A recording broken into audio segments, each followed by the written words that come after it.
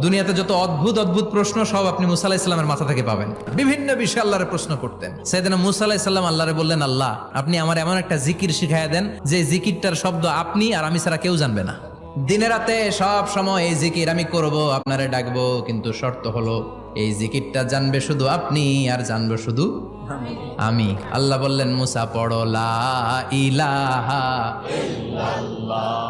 মুসা আলাইহিস সালাম কয়, মাবুদ এটা তো জাতীয় জিকির, সবাই জানে।